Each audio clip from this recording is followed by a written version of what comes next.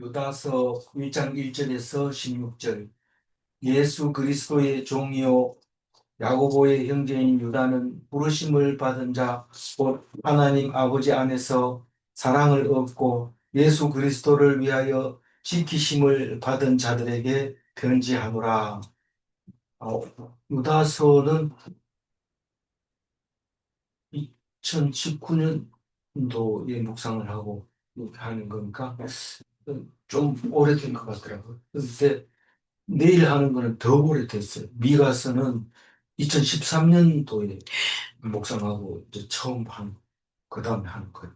그래서 미가서만 하고 나면 이제 다 했다. 그래가지고 이제 내년부터는 창세기부터 이제 시작해서 용년에 또 66권을 다 할 수 있도록 다만 마태복음과 어, 요한복음만 한 번 더 하게 이렇게 짜죠. 어, 그래서 오늘 유다서를 낯설게 읽게 되는데요. 어제는 시편 147편을 묵상했는데 야곱에게 보이신 하나님, 왜 착한 사람에게 안 보이고 야곱에게 보였을까요? 그것은 하나님이 택하시기 때문에 그렇습니다. 그래서 우리가 만약에 그걸 알 수 없는 절대 주권의 하나님이 우리를 택해 주셨다는 사실을 기억해야 되고, 그걸 하나님한테 음, 원망하면 안 되는 거죠.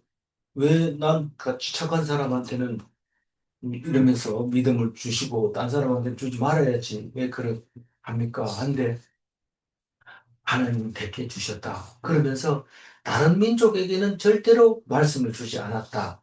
어, 이스라엘에게만 말씀을 줬다. 그래서 야곱에게 보였다고 이렇게 합니다. 그러니까 그걸 본 사람은 이스라엘이고 안 본 사람은 이방인일 수밖에 없다. 그 얘기를 말하면서 어, 하나님 백성은 말씀이 들리지만 하나님 백성이 아니면 안 들립니다. 그 말씀 듣는 거는 착하고 안 착하고 하고는 상관없다. 이제 그 얘기를 하고 있는 것을 볼 수 있습니다. 왜 그 말을 왜 할까요? 어, 우리는 자꾸 판단을 도덕적으로 하려고 하고 또 그 공덕으로 그러니까 실적으로 하려고 그러고 잘생긴 거, 건강한 거, 뭐 이런 걸로 자꾸 사람을 평가하려고 하는데 하나님이 소리가 들리면 하나님 백성이고 그 사람은 귀하고 존귀하고 함부로 대할 수 없는 사람이라는 것을 어제 묵상을 했습니다. 오늘 유다스를 보면서 새로운 것을 보게 되는데 유다스를 왜 썼느냐, 진리를 위해서 힘을 다해 싸우라. 그 얘기를 하고 있는데, 실제로는 자세히 읽어보면, 어, 악한 사람들 이야기만 쭉 적어놨습니다. 그래서 뭐 큰 교훈을 못 받을 것 같은데, 오히려 악한 사람이 어떤 거라는 것을 얘기함으로써 우리가, 내가 악한 사람이네. 이런 것을 발견하게 되고, 하나님 앞에 은혜를 받게 되는 게 아닌가, 그런 생각을 하게 됩니다. 자기를 어떻게 소개하느냐면 예수 그리스도의 종이라고 소개를 합니다. 유다는 예수님의 동생이라는 것을 우리는 이미 알고 읽어봅니다. 그래서 어, 다른 복음서에 보면 이 예수님의 동생 유다가 활동했는 것도 없고 이름은 나와 있지만 아무것도 한 게 없습니다. 그래서 안 믿었다가 나중에 믿었다. 학자들은 다 그렇게 생각할 수밖에 없습니다. 그래서 이것도 복음서를 쓸 때나 비슷하게 한 65년 정도에 AD 65년쯤에 쓰여진 거라고 생각을 하고 있는데 야고보의 형제라고 얘기합니다. 이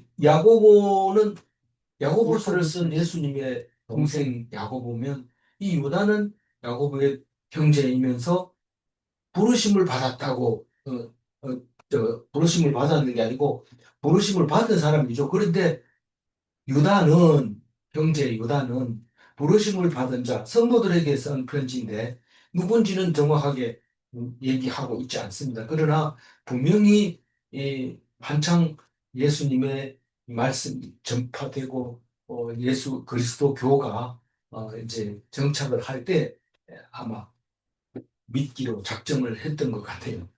그리고 부르심을 받은 자, 성도를 말하고 있는데, 음, 하나님 아버지 안에서 사랑을 얻은 자가 성도고, 예수 그리스도를 위하여 지키심을 받은 자가 성도다라는 겁니다. 지키심을 받았다는 게 뭐냐? 보호를 받았다. 뭔 보호를 받았느냐? 예수 그리스도로 말미암아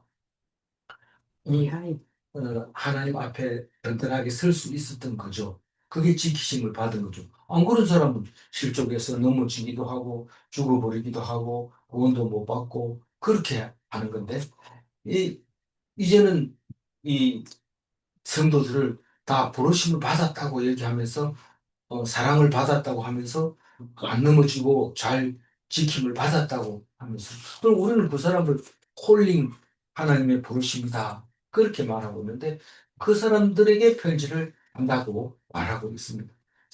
2절 읽어볼까요?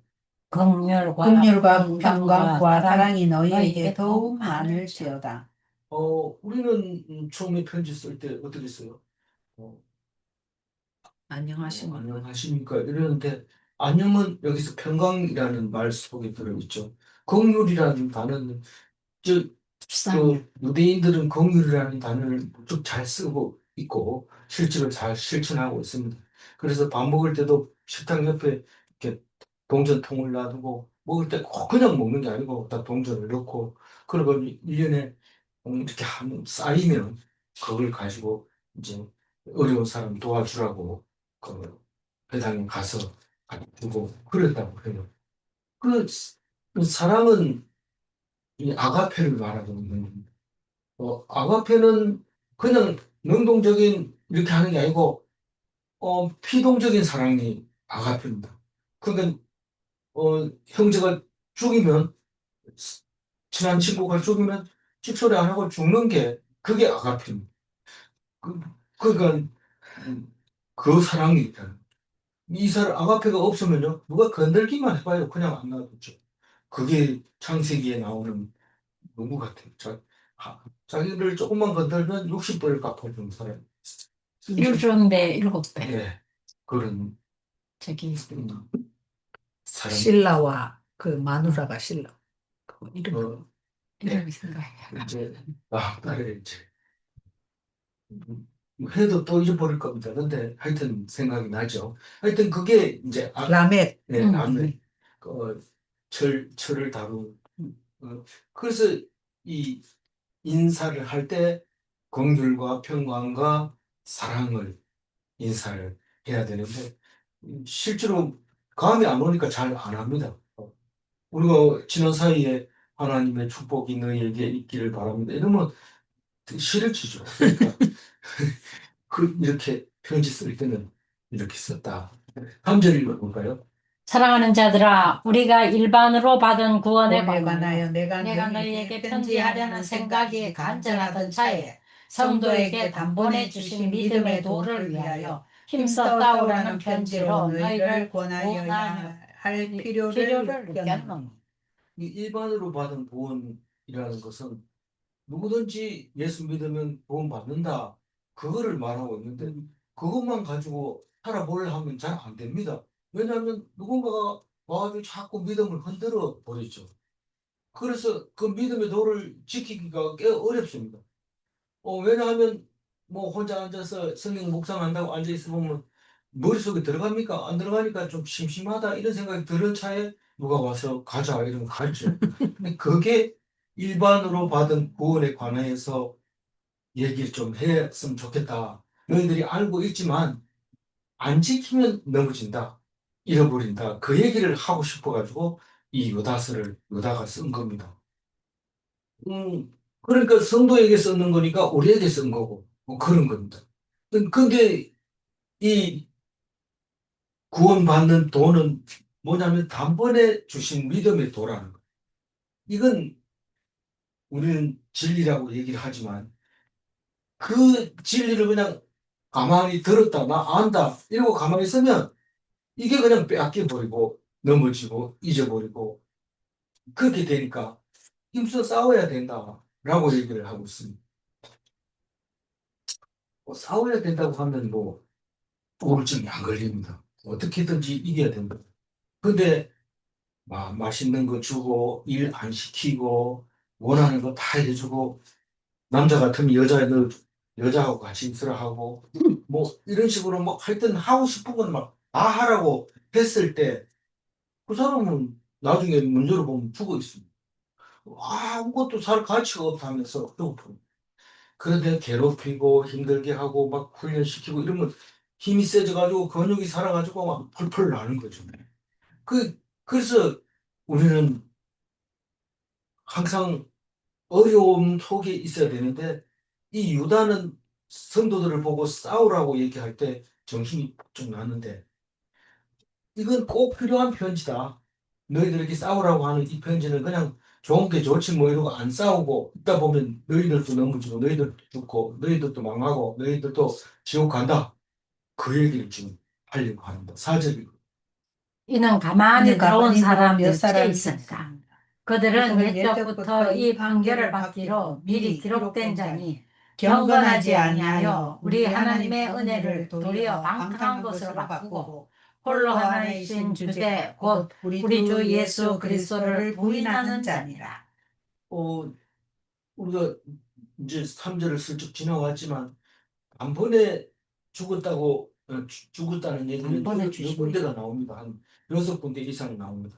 한 번 죽음으로 과거, 현재, 미래 이런 죄 저런 죄 모든 죄를 다 해결해 준 그 예수님의 죽음입니다.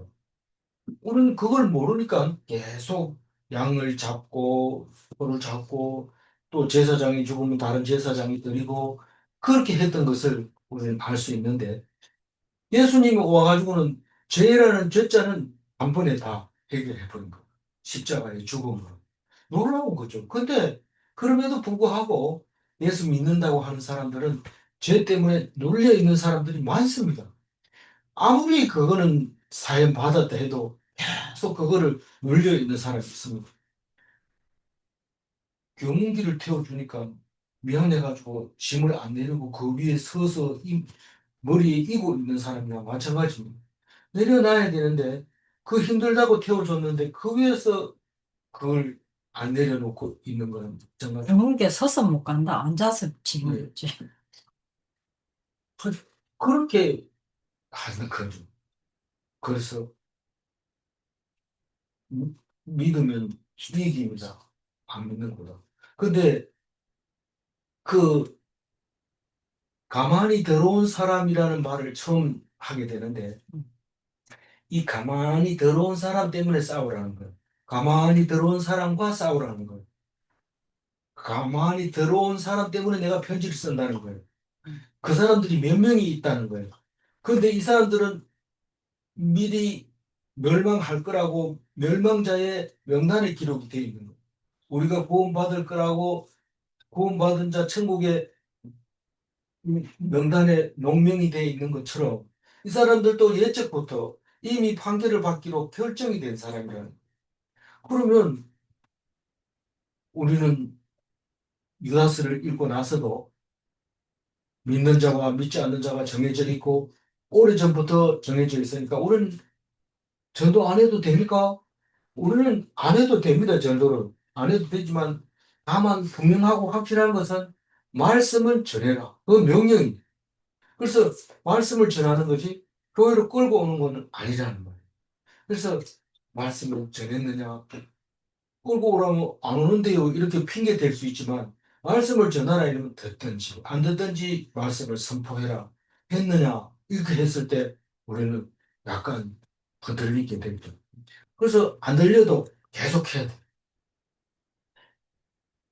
근데 그 가만히 들어온 사람이 어떤 사람이냐면 경건하지 아니한 사람 그리고 하나님의 은혜를 도리어 오히려 방탕한 방탕한 것으로 것으로 바꾸는 사람 뭐 그런 게 있어요. 많아요. 이거는 수없이 많아요. 은혜를. 돈을 악하게 쓰는 사람, 자기의 힘을 악하게 쓰는 사람, 선한 데 쓰라고 줬는데 바꿔가지고 또 해되게 쓰는 거예요. 돈을 주면 얼마나 좋아요. 근데 그 돈을 잘못 써가지고 자기 영혼을 팔아먹는 데 써버리는 거예요. 그렇게 쓰는 거를 은혜를 도리어 방탕한 것으로 바꾸어 쓰는 사람들이 가만히 들어온 사람들. 그리고요, 그리스도를 부인한 자. 저 그리스도. 그리스도는 어떤 사람입니까? 홀로 하나이신 주제에 하나님이시라고 예수님.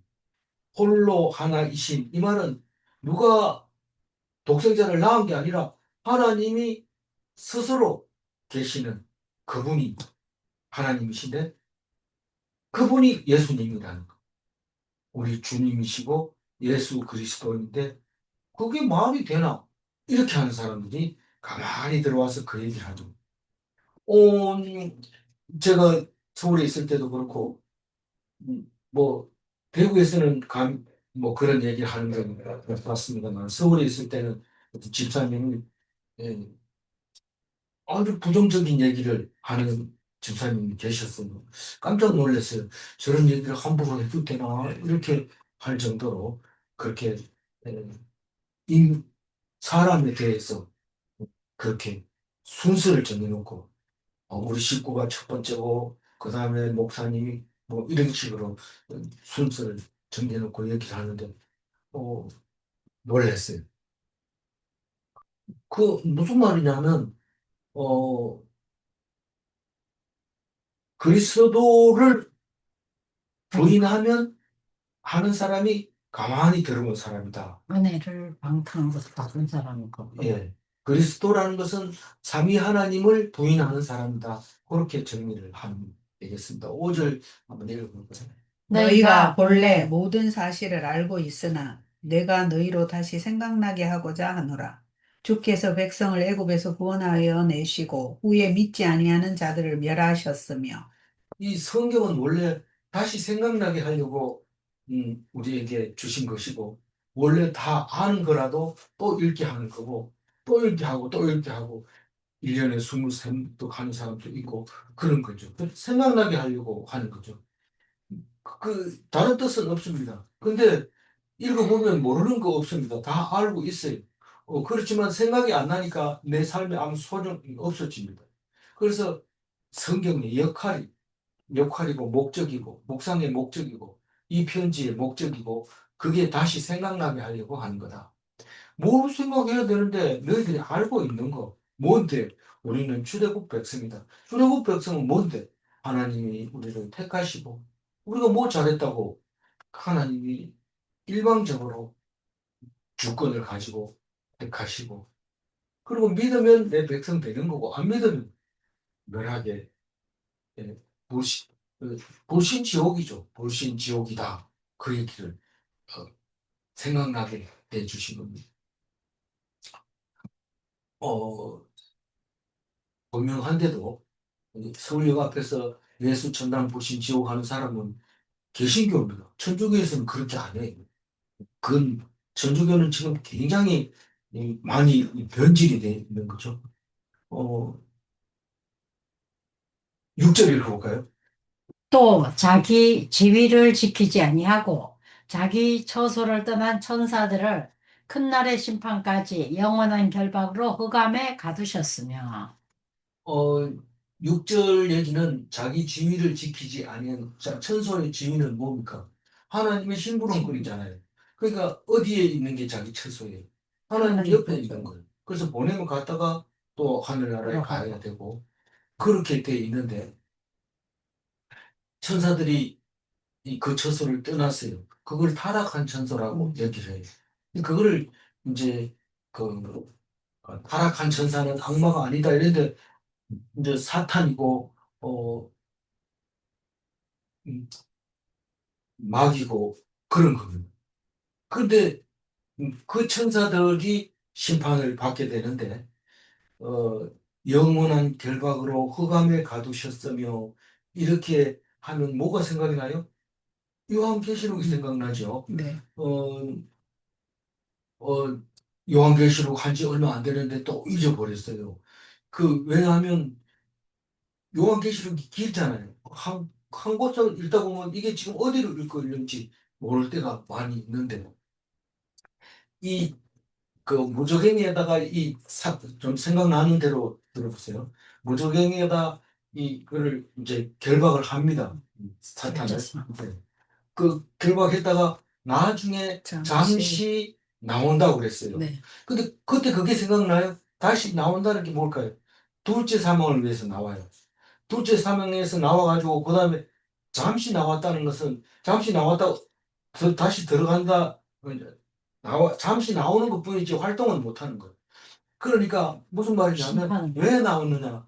둘째 사망을 심판하기 위해서. 근데 그 둘째 사망이 뭐냐? 당연히 불못에 던져지는 거예요. 아무 활동도 못하고 없어지지는 안 하고 천년 동안 지내는 거예요. 그러다가 나와가지고 심판을 받고 완전히 사라지는. 그 계시록을 우리가 묵상할 때 그게 정리가 됐던 거죠.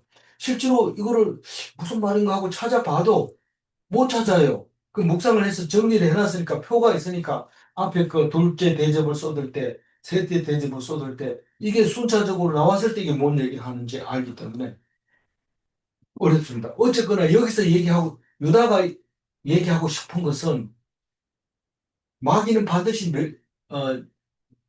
심판을 받아서 영원히 이 불못에 던져진다는 이야기입니다. 근데 그 사람들하고 같이 멸망할 사람들이 바로 가만히 들어온 자들이라고 얘기를 하고 있습니다. 어, 그래서 큰 날의 심판까지, 큰 날의 심판은 제 둘째 사망에 대한 심판입니다. 근데 우리는 첫째 사망은 있어도 둘째 사망은 없어요. 심판도 받지 않아요. 영원히 새 예루살렘에서 살게 되는 겁니다. 둘째 심판을 받는다는 것은 100% 불못으로 간다는 뜻이에요. 둘째 사망을 위해서 심판받는 사람들은. 근데 이 사람들은 지금 둘째 사망의 둘째 사망의 심판을 받게 될 겁니다.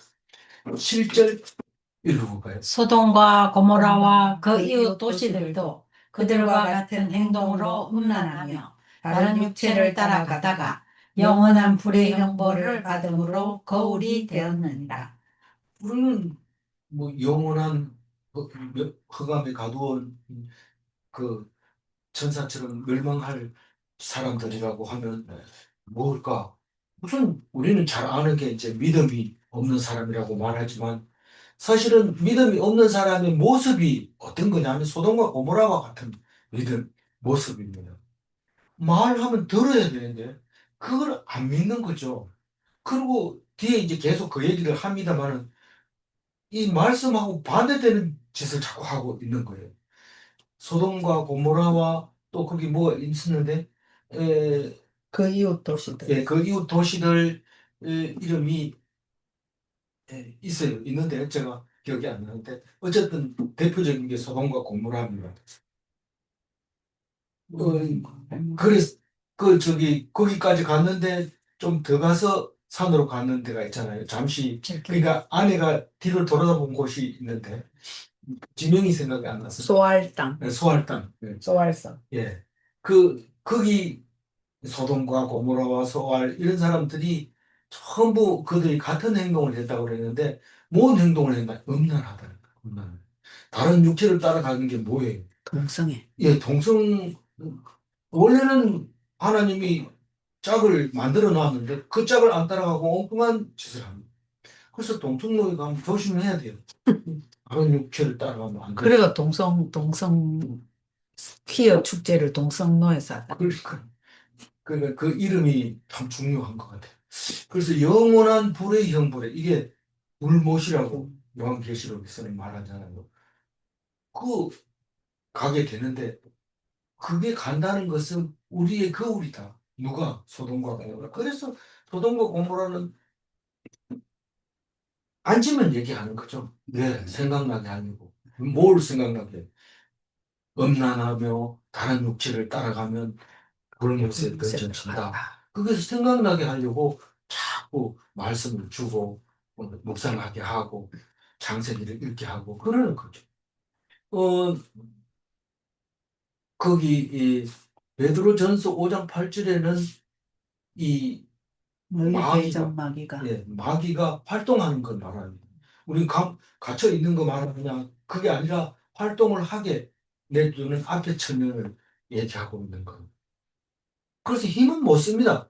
이 마귀가 아무리 힘을 써도 하나님만 바라보고 있으면 마귀가 말을 어떻게 결정할 수 없. 거꾸로 얘기해서 내 생명을 마귀는 절대로 못 빼앗아갑니다. 하나님이 허락해야 됩니다. 그렇기 때문에 모르는 사람은 겁을 먹고 스스로 멸망길로 들어가게 됩니다. 음란한 길을 가게 되고 육체를 따라가게 되고 소돔과 고모라처럼 그렇게 살아갈 수밖에 없게 된다고 얘기를 하고 있습니다. 8절. 그러한데 꿈꾸는 이 사람들도 그와 같이 육체를 더럽히며 권위를 업신여기며 영광을 비방하는도다. 그 가만히 들어오는 사람이 꿈꾸는 이 사람들. 뭔 꿈을 꾸는데, 헛된 꿈을 꾸는. 그땐 꿈을 꾸죠. 그 뭐, 다른 육체를 따라가면 그래 좋은 줄 알고, 오늘 한번 해보자. 그런 짓을 하는 거죠. 그, 그게 꿈꾸는 사람들. 그리고 육체를 더럽히는 거. 그게 뭐 더러우면 깨끗하게 씻고 하면 되지. 그런 거 아니에요. 영혼까지 아주 오염되고 더러워지고, 뭐 물으면 뭐 이상한 소리 하고, 말도 안 되는 소리 하고, 뭐 이상한 소리로 끼룩끼룩 대고 하고, 이러는 게 완전히 그냥 정신까지 다 오염이 돼서 이상하게 돼버립니다. 근데 예수 믿는 사람은 그렇게 하지 않습니다. 누가 뭘 하면 좀 이상하긴 해요. 뭐가 이상한데. 뭐 줄게 이러면 그거가 떡 줄게 이러면 떡으로 사는 게 아니야. 이러니까 대화가 안 되죠. 그런 건 있지만 믿는 사람이 볼 때는 그건 확실하게 구별이 되는 거죠. 그거는 이 사람들이 이 엄란하고 뭐 꿈을 꾸고 이런 사람들하고는 완전히 다른 겁니다. 우리는 다 알아요. 알지만 안 싸우고 놓쳐버리면 똑같아져 버리는 거죠. 그래서 권위를 업신여긴다. 무슨 권위를? 말씀의 권위, 예수님이 가르쳐 주신 그 말씀의 권위가 없어요. 그래서 그 어떤 소설인지 이야기인지 모르지만 그 뭐 좀 진지한 게 없다. 진지한 게 없다. 그게 사람들이 그 소리가 귀에 바짝 들는 뭐가 살아가는데 진지한 게 없다는 거예요. 뭐든지 그냥 가볍게 얘기고 그냥 웃어 넘기고 자꾸 그냥 핑계 대뿌리고 이렇게 한다는 거예요. 뭐 진지한 게 없다고 얘기하는 그 제가 아마 드라마를 본 것 같아요. 그거를 보면서 아 진짜 유별난 말을 하네 이런데 진지한 게 없어요. 뭐가요? 권위를 업신여기며 영광을 비방하는 자. 너그를 진지해봐야 무슨 의미가 있냐? 너 혼자 그래라. 쟤는 저기 뭐 사이코야. 이러면서 비방하면 되는 거죠. 구절 한번 볼까요? 천사장 천사장 미가엘이 미가엘이 모세의 모세의 시체에 시체에 관하여 마귀와 마귀와 다투어 다투어 변론할 변론할 때에 때에 감히 감히 비방하는 비방하는 판결을 판결을 내리지 내리지 못하고 못하고 다만 다만 말하되 말하되 주께서 주께서 너를 너를 꾸짖으시기를 꾸짖으시기를 원하노라 원하노라 하였거늘. 하였거늘. 어, 여기서 천사장 미가엘은 몇 군데 나옵니다만 사실은 유다서에서 천사에 대해서 나오기 때문에 어, 이 유다서를 정경으로 넣을까 말까 마지막에 많은 고민을 했다고 해요. 왜냐하면 뒤에 나오는 에녹스 때문에 그런데 에녹스는 분명히 위경으로 판명을 먼저 해놓고 유다스를 갖다가 결정을 하려고 그러니까 굉장히 어려웠는데 겨우겨우 통과를 그럼에도 불구하고 정경으로 통과시켰다고 합니다. 근데 저기 에녹은 사람이지만 미가엘은 천사잖아요. 근데 천사는 다니엘서도 여러 번 나오고요. 어, 수태고지하는 천사 따로 있고 이 미가엘 따로 있고 또 하나 더 있죠. 이 세 개는 나오는데 루시퍼도 예, 루시퍼는 예, 타락한 천사로 나오고 그런데 이 저기 위경에서는 7명인가 12명인가 그렇게 천사가요? 예 그렇게 나옵니다. 제가 지난번에 한번 했는데 제가 기억이 안 나네요. 그렇게 여럿이 나오는데 이 천사 숭배 사상은 이 그리스도 교회에서는 인정을 안 해주니까 이제 이런 경우에는 좀 문제가 되기도 해요. 근데 이 편지 속에 예, 그 다니엘서는 뭐 환상이니까 또 있을 수 있다고 하지만 이건 편지 속에서 쓰고 있는 거니까 천사장 미가엘이 모세의 시체에 관하여 마귀와 다투어 변론할 때 감히 비방하는 우리 읽었나요? 아니면 9절 읽어봅시다. 천사장 미가엘이 모세의 시체에 시체에 관하여 관하여 마귀와 다투어 변론할 때에 감히 비방하는 판결을 내리지 못하고 다만 말하되 주께서 너를 꾸짖으시기를 원하노라 하였거늘. 이거는 그냥 평범한 얘기인데 뭔 말이냐면 천사장도 남을 비방을 못하는데 분명히 잘못 생각하고 있는 거를 비방하지 못하는데 그 사람들이 가만히 들어온 사람들이 꿈꾸는 사람들이 비방, 입만 열었다 하면 비방한다는 거. 그런 그 비방하는 얘기를 판결을 내. 하고 천사장 미가엘을 지금 말하고 있는 거예요. 모세의 시체에 관해서 우리는 다른 성경에는 안 나옵니다. 그냥 모세는 시체가 없는 걸로 나옵니다. 그러면 천국에 갔느냐, 아니면 뭐 누가 훼손했느냐, 그건 모르지만 시체 묘는 없다고 나와 있습니다. 그거 가지고 천사들하고 마귀들이 막 그거 봐라, 그거는 뭐 그거 아니냐 이러고 어떻게 싸웠는지는 모르지만 싸우니까 미가엘이 그냥 주께서 너를 꾸짖으시기를 원하노라. 얼마나 멋있게 얘기하는 비방을 안 하고 그런 얘기인데 이 사람들은 막 비방한다는 거. 10절 이 사람들은 무엇이든지 그 알지 못하는 것을 비방하는도다. 또 그들은 이성 없는 짐승같이 본능으로 아는 그것으로 멸망하느니라. 뭐 알고 비방하면 그래도 괜찮은데 뭐 이게 미가엘 같은 경우는 천사니까 모를 리가 없죠. 그런데 그거를 시체에 대해서 막 마귀들이 막 얘기하니까 그냥 주께서 구제시키기를 원하노라 이렇게 채웠는데 이 사람들은 모르면서 그냥 자기 생각나는 대로 막 죽기는 거예요. 그 비방하는 가만히 들은 사람들. 그러니까 막 어지러워요. 이런 사람 하나 있으면 막 온 그 사람들이 전부 정신이 없죠. 근데 그거를 뭐라고 표현하냐면 짐승 이성 같은 없는 짐승. 이성 없는 짐승 같은 본능으로 결국은 멸망하는 행동을 하고 있다는 거죠. 11절 읽어볼까요? 다 있을진저 이 사람들이여 가인의 길에 행하였으며 싹싹을 위하여 발람의 어그러진 길로 몰려갔으며 고라의 배역을 따라 멸망을 받았도다. 이 가만히 들어온 사람, 이 꿈꾸는 사람들은 가인의 길을 했다. 가인의 길을 가고 발람의 어그러진 길로 가고 고라의 패역을 따라 멸망을 받았다. 가인은 아벨을 죽이고 자기를 해치면 십배나 갚고 발람은 돈을 받고 하나님이 가지 마라 하는데도 가서 저주하려고 그러니까 입만 떼면 자꾸 축복이 나오고 그래서 어그러진 걸로 갔다고.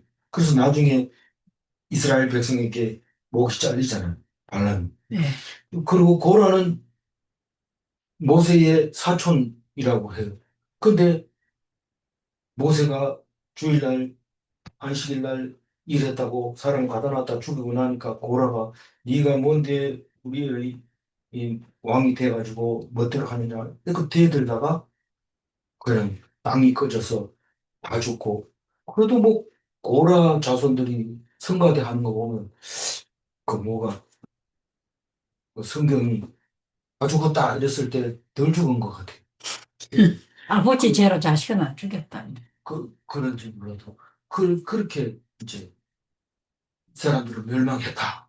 12절 그들은 그들은 비판 없이 너희와 함께 먹으며 너희의 애찬에 암초요 자기 몸만 기르는 목자요 바람에 불려가는 물 없는 구름이요 죽고 또 죽어 뿌리까지 뽑힌 열매 없는 가을나무요.